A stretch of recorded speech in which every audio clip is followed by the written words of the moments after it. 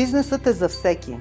Трябва ти среда, трябва ти подготовка. Ако я нямаш в къщи, Национална менторска програма за жени предприемачи е направена така, че да ти даде всичко необходимо.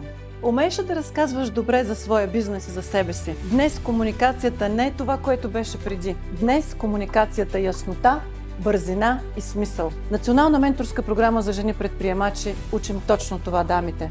Запиши се и ще разбереш кой е най-добрият начин, по който да говориш за себе си и за бизнеса. В началото в бизнеса си сам с идеята си. За да продължиш напред уверено, заповядай в менторската програма, където ще се срещнеш с успели жени предприемачи и вдъхновяваща среда. Ако искаш да започнеш бизнес и срещаш на одобрение и дори семейството ти не те подкрепя, ела в менторската програма, защото ще ти помогнем и ще те научим как да представиш идеите си, така че да получиш одобрението на всички. Кой е най-стойностният актив в бизнеса? За мен това е доверието. Доверието трудно се изгражда и лесно може да се разруши.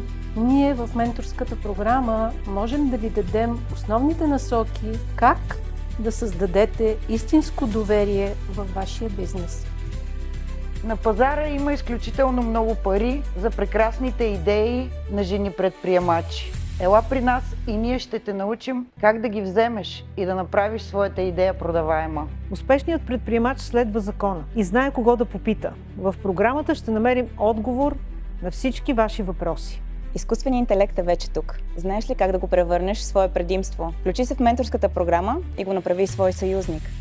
Какво е страхът в бизнеса? Истината е, че страхът не ни е враг. Той ни показва риска, но ни показва и къде има възможности за растеж. Ако искате да разберете как може да превърнете провала в успех, заповядайте в арена на дамския бизнес.